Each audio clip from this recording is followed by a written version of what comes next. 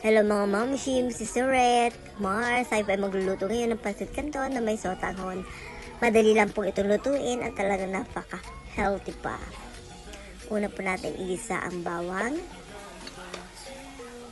Isunod natin ang sibuyas. Halo-haloin po lang natin ito hanggang mag-brown yung bawang at mag-translucent ang sibuyas. Pwede po kayong maglagay ng lahok, ng manok, ng seafood, ng chicken balls, squid balls, fish ball, or kahit kakikyam, o kahit anong gusto nyo, pwede. So, akin po ay pinili ko ang manok, tsaka atay na manok, para mas malinamnam. So, kapag okay na po, ilagay na natin yung manok, at ibisagis na po natin ito. So, napansin nyo po na yung manok ay nakababad na siya sa toyo, para po kumapit yung lasa doon sa manok. So, ibinabad ko siya at mas madaling malambot kapag nakababad na yung manok. So, igisa-gisa lang po natin yung manok hanggang mag-half cook at kumapit yung lasa niya doon sa manok na ginigisa. So, hintay lang natin siya na medyo okay na at lumambot ng bahagya. Saka natin isusunod mamaya yung atay. Ganun din yung ginawa ko sa atay. Nakababa din siya sa toyo para kumapit na yung lasa ng toyo dun sa may atay. At ganun din, mas madali siyang lumambot kasi nakababa na siya sa toyo. So yan, gisa lang natin at hintayin natin na maging malambot yung manok at maluto. Saka natin isunod ang ating atay. Okay na. Ito na po yung atay. At igisa ulit natin siya hanggang sa maluto naman yung atay. Yan, halo-haloin lang natin para mag-mix o magpantay yung luto ng atay. So, takpan muna natin siya at hintay natin na lumambot at maluto yung atay. So, kapag okay na, ay saka natin dagdagan ng oyster sauce. So, pwede na rin kayo magdagdag ng toyo o kahit ang anong seasoning, depende sa inyong panlasa.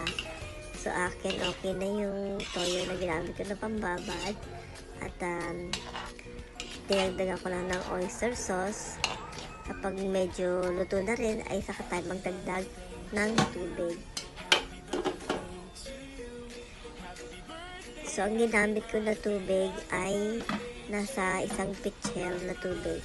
O siguro about 1 liter or 1.5 liter. So, it depends na rin sa inyo kung gaano kadami yung tubig. Kasi sa akin, dahil sumisip-sip ng tubig yung sotanghon. At, ito na ginamit ko yun. So, sa kabilang pan, pwede tayo mag-isa uli ng bawang at sibuyas para sa ating namang gulay. Kasi na-separate ko talaga ang pagluluto ng gulay doon sa manok kasi gusto ko yung medyo crunchy pa yung ating gulay. So yun, nilagay ko na yung carrots at ginisa ko siya ng about 2 to 3 minutes. Kapag okay na, ay saka natin isunod yung green beans or bagu beans. So ganun din, igisa-gisa din natin siya about 2 to 3 minutes. And then, ay lagyan na natin yung oyster sauce na pampalasa. Pwede rin kayo mag-add dito ng toyo, asin, or seasoning na gusto nyo. Basta hindi lang siya medyo maalat kasi nga ilalagay pa natin siya doon sa may sabaw. So, yun, ilagay na natin yung repolyo at halo-haloin lang natin. Medyo madami lang itong repolyo pero after that naman yan ay liliit na siya. So, okay na yung gulay. Wow! So, iset aside na natin at bumalik na tayo doon sa ating pinapakuluan. So, yan, kumulo na. Nag-add lang ako ng konting asin kasi medyo matabang. Hintayin na natin siyang kumulo at saka natin ilagay yung sotanghon. Ayan, ilagay natin yung sotanghon at halo-haluin natin. Yan. Yan. Hayaan na natin siyang medyo lumambot dyan. At saka natin isunod yung pansit canton.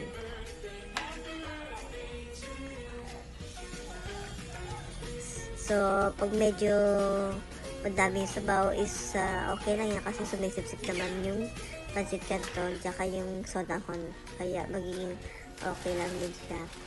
And then after sunod yung canton. Ayan. So, yung nilagay ko na 1 litrong o 1 pitcher na tubig ay tama-tama lang dito sa akin niluluto. Kasi talagang after that yan ay talagang wala ng sabaw.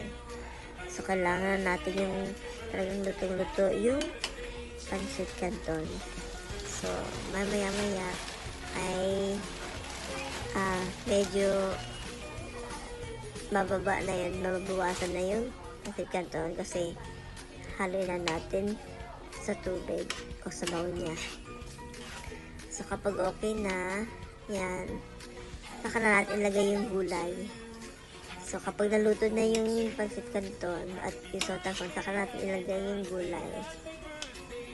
So, yung gulay is half cooked na. So, kaya huli natin siya ilalagay. So, wow!